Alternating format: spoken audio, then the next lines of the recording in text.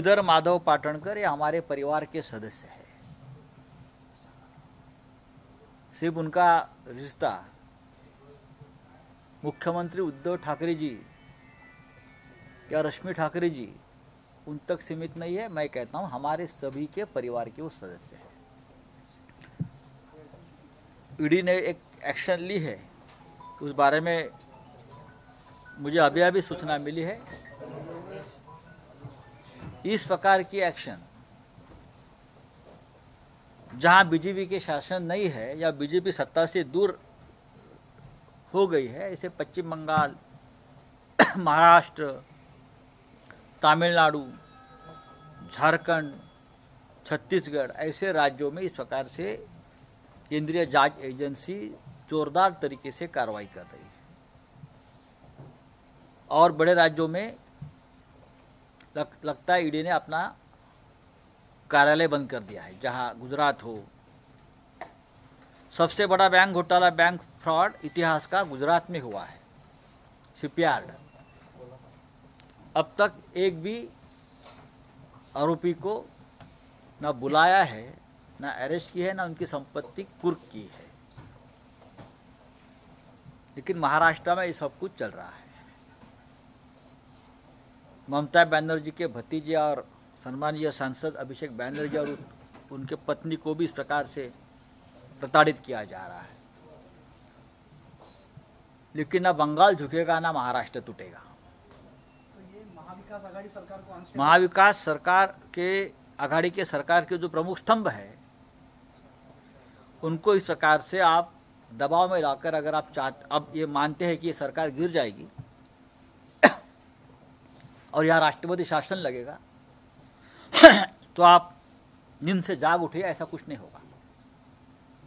हम लड़ेंगे। हम आपका जो अन्याय है, आपकी जो राजनीतिक जो वेनेटा है, पॉलिटिकल बदले की भावना जो आपकी है, वो हम लोगों के सामने लाते रहेंगे। मुझे नहीं लगता कि हम न्यायालय से न्याय की उम्मीद इस माहौल में कर सकते हैं। लेकिन सबसे बड़ा न्यायालय जनता का न्यायालय होता है। महाराष्ट्र की जनता ठाकरे परिवार से परिचित है, हम सबसे परिचित है। कभी ना कभी इस एक्शन का, इस राजनीतिक बदली की भावना से जो कार्रवाई हो रही है, उसका जवाब सभी को देना पडेगा, उसकी किंमत चुकानी पडेगी। तुम्ही 2017चं प्रकरण एक तर आता का बाहेर आला, आणि दुसरं तुम्ही म्हणाले की नैसर्गिक न्यायाच्या तत्वाप्रमाणे त्यांचं म्हणणं मांडण्याची संधी देण्यात आली नाही, तर कोर्टामध्ये न्यायालयामध्ये ते जातील का? मी म्हटलं की या परिस्थितीमध्ये न्यायालय सुद्धा दबावाखाली आहे। ये ऐसा पहले कभी नहीं हुआ था। ये तानाशाही की खतरनाक शुरुआत है। 4 राज्यों में अगर आप जीत गए हैं, उसका मतलब ये नहीं कि आप सब लोग देश के मालिक बन गए। अगर आपको हमें जेल में डालना है तो आप तैयारी कर लीजिए। हम सभी लोग जेल में जाने के लिए भी तैयार हैं। लेकिन इस देश की स्वतंत्रता, इस देश का लोकतंत्र, डेमोक्रेसी,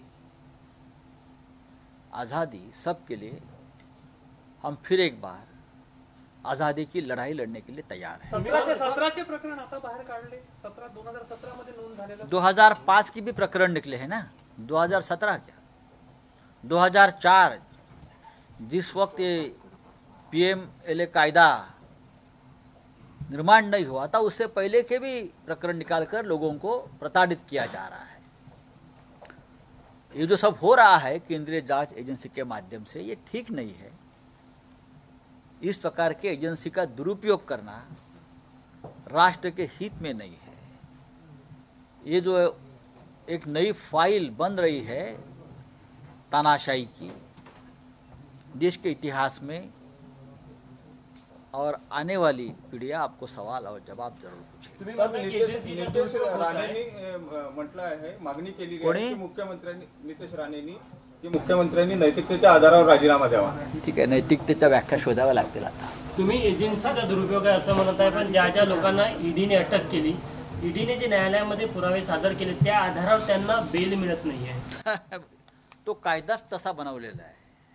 ईडीचे पुरावे किंवा केंद्रीय तपास यंत्रणांचे पुरावे काय आहेत हे आपण पाहिलं असेल. आतापर्यंत फक्त 3000 लोकांपैकी फक्त 20 लोकांनाच न्यायालय शिक्षा ठोठावू शकलं. बाकी सगळ्या केसेस असं अधांतरी लटकल्या. राजकीय सुडाच्या कारवाया या अशाच असतात.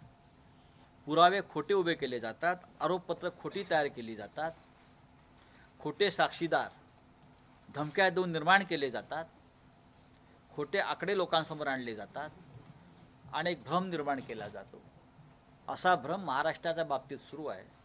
महाराष्ट्राला, छत्रपती शिवाजी महाराजांच्या महाराष्ट्राला, ज्याने या देशाला कायदा आणि घटना दिली, त्या डॉक्टर बाबासाहेब आंबेडकरांच्या महाराष्ट्राला बदनाम करण्याची एकही संधी भारतीय जनता पक्षाच्या टाचेखाली असलेल्या तपास यंत्रणा, केंद्रीय तपास यंत्रणा सोडायला तयार नाहीत. पण मी केंद्रीय तपास यंत्रणांना दोष देणार नाही. मला त्यांची दया येते. या यंत्रणा आपल्या सत्व गमावून बसलेल्या आहेत. धन्यवाद. ईडीने कारवाई केल्या बांधकाम व्यावसायिकांवर, केवळ बांधकाम व्यावसायिक नाही तर त्यांच्याशी संबंधित जे राजकीय लोक आहेत ते सुद्धा तपासण्याचं काम ईडी करते आहे. करू द्या. मुंबई महापालिका निवडणुकीच्या पार्श्वभूमीवर भारतीय जनता पक्षाच्या अनेक प्रमुख लोकांच्या भ्रष्टाचाराची, घोटाळ्याची प्रकरणं पुराव्यासह आम्ही समोर आणलेली आहेत. ईडीकडे पाठवली आहेत, सीबीआयकडे पाठवली आहेत, प्रधानमंत्री कार्यालयाकडे पाठवली आहेत. देश हादरून जाईल अशी प्रकरणं असताना सुद्धा मला आश्चर्य वाटतंय की तुम्ही फक्त आमच्याकडे बंदूक